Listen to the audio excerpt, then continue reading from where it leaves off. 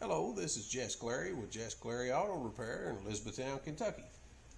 We've got one here today. It's probably going to be a pretty interesting one, so you guys come along and check it out with me. This is, today we have a 2010 GMC Sierra pickup truck. I just got this vehicle in to look at. The customer contacted me a week or two ago, and briefly stopped in for just a second, and I was able to get an initial code read off of this at the time, so I had some idea of where we might be going with this diagnostic. He told me that this vehicle had been to another shop and it had the computer replaced, is what he said. I'm not sure which module on this car was replaced. I believe the ECM has been replaced, and that they did program it. But the complaint now is that he has a bunch of lights on the dashboard, and his statement was he wanted me to check that and make sure that it was programmed right, because ever since the program, he said he's had a bunch of lights on. Now, I don't know the history of this vehicle, if he knows anything about it from previous, or if he just purchased it this way. I don't have a lot of history, but I do know that it's been to another shop. It's had a computer that's been programmed. We're presuming at this point an ECM. So I'm going to go ahead and come in and look at the dashboard. I'm going to go ahead and start this, and we'll see what lights we've got.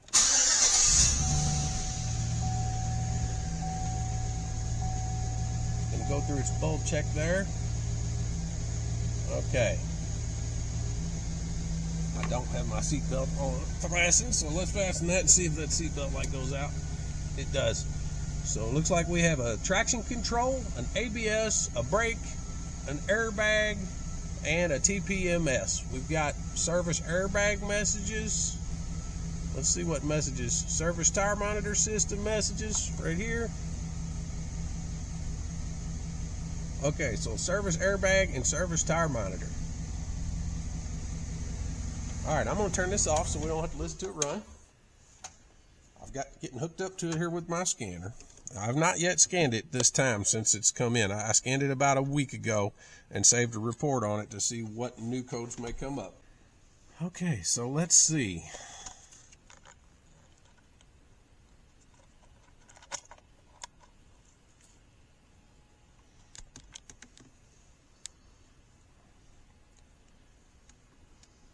So first thing I noticed is my electronic brake control module here is grayed out. It doesn't appear to be communicating.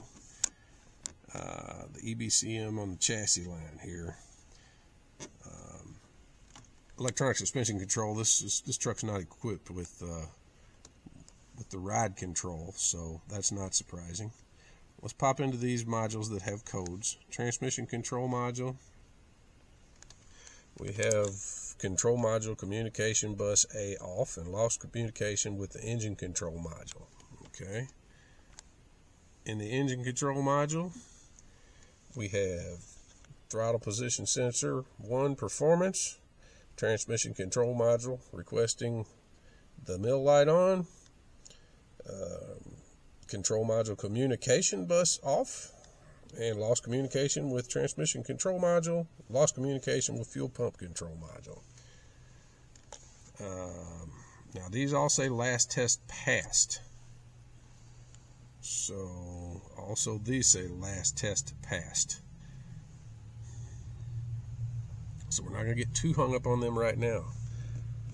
And the airbag module here, supplemental inflatable restraint module, we have driver's steering wheel airbag deployment loop stage 2 resistance above threshold, and left front side impact sensor.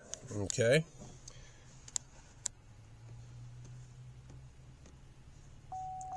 In the remote control door lock receiver, we've got some tire pressure sensors, tire pressure monitor sensors.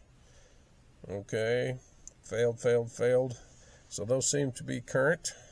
Whenever we get into these, you know, we have to look at a few things. We need to look at what modules, first of all, we're not communicating. Sometimes that can be as big a clue as any of the codes. We have to look at our codes as a whole. We have to try to determine, do we have one issue? Do we have multiple issues?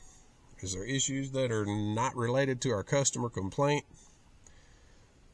What issues are related to our customer complaint? And then we also have to try to determine if we have multiple codes that may be related to that, which of these could be cause and which of these could be effect. Is there one code that could cause all of these issues? So that we can hopefully be more efficient in getting to it. I mean, if we pick any one of those one codes that's related to our customer complaint and follow it back hard enough, we're probably going to eventually wind up at our problem. But we would like to look at them as a whole and try to determine, is there one code that could cause these others to set, and start there so that we're faster in getting where we need to be. We're going to just go ahead and treat this like any other no-com. We're going to pull a wiring schematic, locate the ABS module on this vehicle, find the powers, find the grounds, find the communication lines, verify we have power, ground, communication at the ABS module. If those check out, we'll dig a little deeper. So bear with me, I'm going to get a wiring schematic pulled up for this, for the ABS system. We'll dig into this a little and see what we find. Okay guys, I pulled up a schematic on this. And this is powers and grounds, serial data and traction control. This was listed under brake schematics. And I see two powers to the ABS module, two grounds to the ABS module they're actually two wires that are tied together in a harness and go to one ground. Looks like a couple of communication wires. Okay guys, so got under the car and got to the ABS module and checked powers and grounds. We do have good powers and grounds at the module. If you remember, one of the codes that was in the ECM though was for no communication with the fuel pump control module. I've looked at that and it is also grayed out on my topo map here on my scanner. So I pulled up, the next step would be to check communications with this ABS module so we can make a call on it. And I pulled up my communication schematics for this module, and it looks like my network, my high-speed bus network, actually runs first to the ABS module and then on back to the back of the car, and it does feed that fuel pump control module that's also not communicating. So what I want to do is pull this connector off of this ABS module. This is typical GM architecture with two COM wires in and two out. The last module on the network prior to that is the VCIM, vehicle communication interface, and it does have communication. It's green, we can enter it, and it has no codes. So I want to pull this connector here at this ABS module. We're going to jump those connections together. We're going to jump the COM wires and bypass this ABS module and see if we can communicate with the fuel pump module in the back. Threw me off for a minute because both this ABS module and that fuel pump module also share a ground, G300, which is right under the cab here on the frame mount. I did get in there though, and like I said, I checked the powers and grounds at the ABS module, and they are good. That ground appears to be good. So that was just a bit of a red herring. But we're going to get under there and jump these COM wires together, see if we could communicate with this fuel pump control module. If we can, that means we have confirmed power, ground, and COM to the ABS module, and we'll be ready to make the call on that module. So that should take care of our code that's in our ECM for no COM with the fuel pump control module. Should take care of our ABS light and our traction control light. That will leave us a couple other issues to sort out on this truck, but that'll be a big chunk. So let's get under here, jump these wires together, and see if we can communicate with this fuel pump control module. Here we go. Okay, we've got our communication wires jumped so that we've eliminated that ABS module. Let's do a quick smart scan here, see if it picks up this fuel pump control module.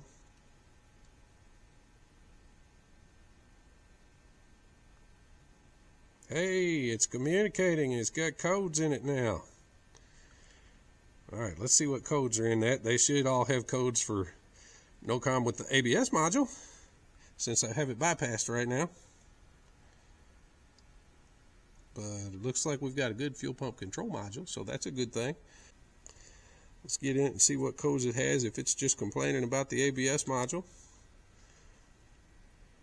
It's got to let it finish its scan here.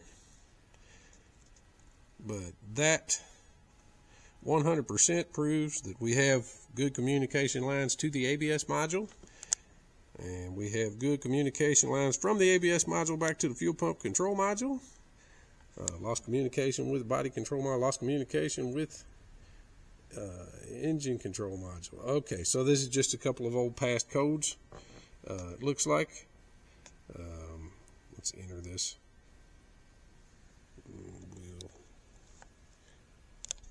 We'll see if the codes that are in that module will clear.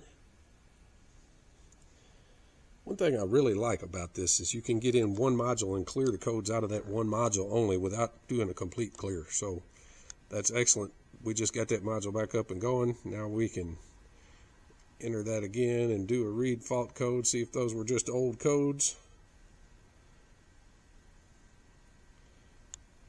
No DTCs, so we've got that module communicating.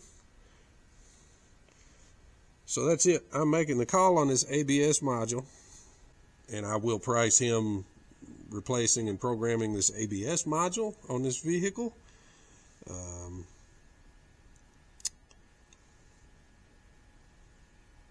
You know, we had some passcodes about a transmission losing communication with something, the TCM losing communication with the ECM. Those were all passcodes, and this car has been worked on so much, I don't know what's been unplugged on it. So we're probably going to recommend that we fix these issues, clear the codes, and thoroughly test drive this vehicle to see if we get any more returning codes, especially anything pertinent to that transmission communication issue. But since it wasn't a current code, it was a past code. You know, when a vehicle's been worked on this much, we can't pull our hair out too much over this issues that may have been caused by technicians working on it, batteries running dead, low voltage things. So we're going to fix our known issues here, and we'll see if we can take this thing for a good, nice test ride and see if anything returns, and we'll go from there. Thank you guys so much. Again, this is Jess Clary with Jess Clary Auto Repair in Elizabethtown, Kentucky. Don't forget to like, subscribe, share, hit the notifications. I could use some subscribers, and I really appreciate y'all, and I hope you all have a nice day. Thank you very much. Bye-bye.